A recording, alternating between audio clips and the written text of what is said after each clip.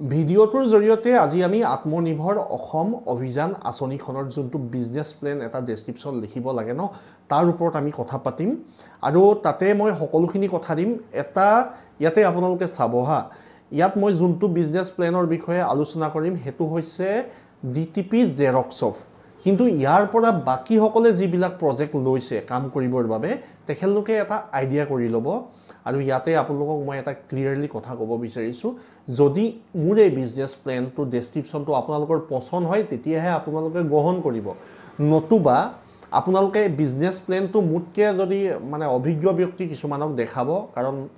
মোৰ হিমান জ্ঞান নাথাকিব পাৰে মই জাস্ট বনাইছো আপোনালোকৰ সহায়ৰ বাবে কিছুমান মেইন যোনকেইটা টপিক মই হেকেটা দেখাব গৈছো আপোনালোকক যদি আপোনালোকে কাৰোবাক দেখাই ল'ব বিচাৰে দেখাই ল'ব ধৰি লওক আপুনি ডিআইসি মানে ডিস্ট্ৰিক্ট ইন্ডাষ্ট্ৰি এণ্ড কমাৰ্চ চেণ্টাৰটো আপুনি দেখাব পাৰে তেখেতলোকে সহায় কৰিব আপোনাক বা কোনোবা অভিজ্ঞ ব্যক্তিক আপোনালোকে দেখাই চাব এবাৰ যে এইটো হৈছে নাই মই ডেছক্ৰিপশ্যনত দি দিম বাৰু লিংকটো নহলে ফেসবুক পেজত দি দিম গুগল ফাইলৰ লিংকটো আপোনালোকে চিন্তা নকৰিব এটো আৰু প্ৰথমতে কিন্তু আপোনালোকে মই যোনখিনি ইয়াত লিখিছো বা দেখাইছো হেখিনি চাই লওক তাৰ পৰা আপোনালোকৰো এটা আইডিয়া হ'ব আৰু এটা কথা কওঁ যদি ইউজ কৰি দিয়ে এটো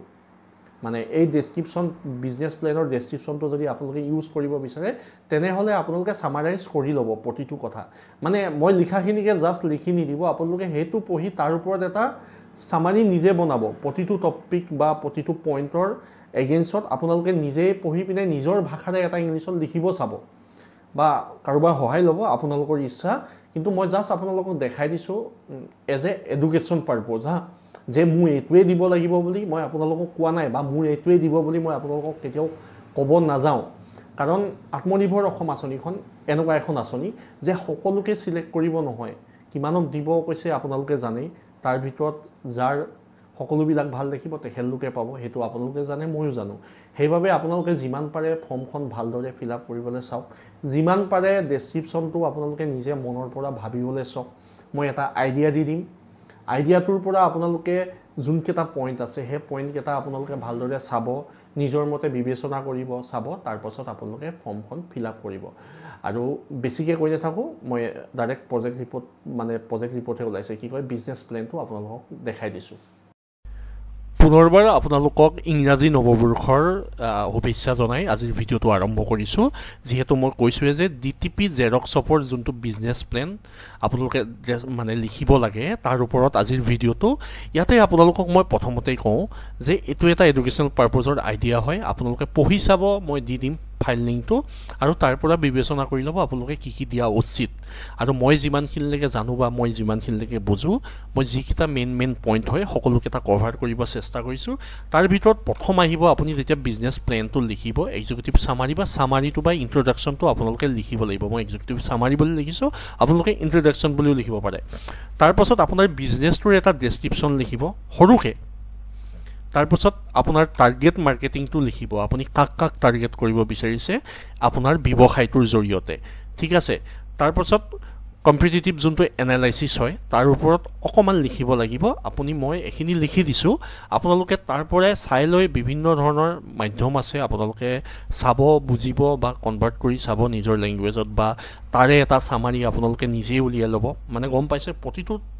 টপিকৰ ওপৰত কথা কৈছো ইয়াত যোনকেটা পইণ্ট আছে সকলোকেটাৰ ওপৰত কৈছো এজ ইট ইজ লিখি নি দিব আপোনালোকে তাৰ ওপৰত হেতু আপুনি সামাৰিটো নিজে উলিয়াব মানে ইয়াত হাৰাংশ এটা ওলাই ল'ব হা তাৰ পাছত আপোনালোকে হেতু ট্ৰান্সলেট কৰি ল'ব বা আপোনালোকে যি ভাল দেখে আপোনালোকৰ মতে মই অকল আইডিয়াটো দিছো আপোনালোকক আৰু তাৰ পাছত আহিলে আপোনাৰ মাৰ্কেটিং এণ্ড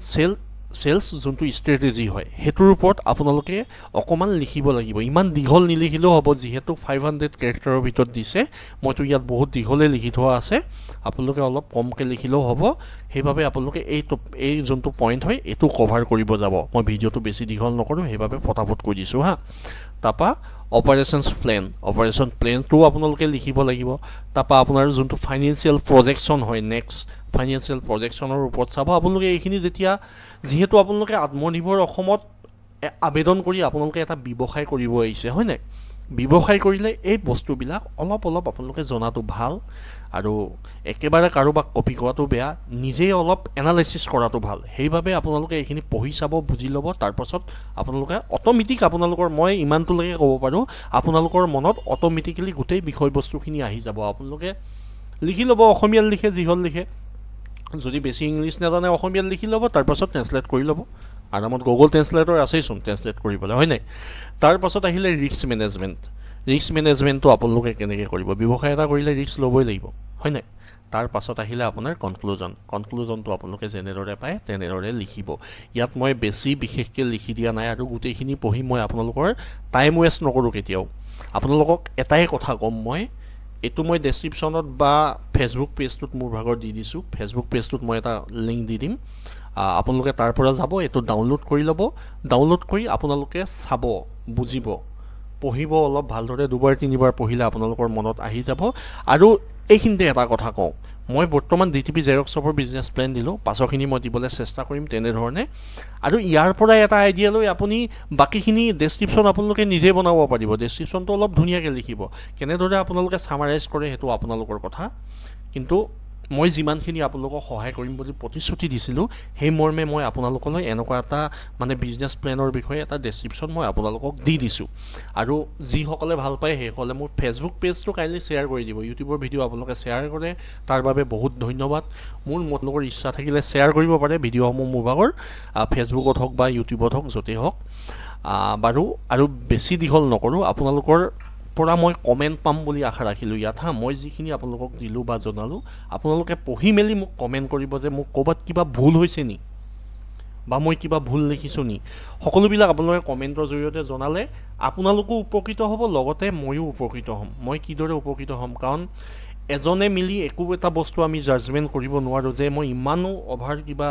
মানে মই ইমান বেছি ডাঙৰ ব্যক্তি বা কিবা নহয় যে বহুত টেলেণ্টেড ব্যক্তি নহয় মই যে মই অকলেই গোটেইখিনি জানো বুলি মই ক'বলৈ মই ইমান টেলেণ্টেড ব্যক্তি নহয় কিন্তু আমি যেতিয়া আপোনালোক মই আমি 10-15জন বা 20জন বা 100জনে মিলি যেতিয়া এটা বস্তু ডিছকাছ কৰিম তাৰ পাৰফেক্ট সলিউশ্যন এটা ওলাব আৰু আপোনালোকে যে কমেণ্টৰ জৰিয়তে জনায় তেনেহ'লে মই এটা পাৰফেক্ট ছামাৰী লিখিব পাৰিম ঠিক আছে বাৰু আজিৰ ভিডিঅ'টো আৰু দীঘল নকৰোঁ পুনৰ লগ পাম নেক্সট ভিডিঅ'ত আপোনালোকৰ কমেণ্টৰ আশাৰে আজিলৈ আহোঁ ধন্যবাদ জয় আই অসম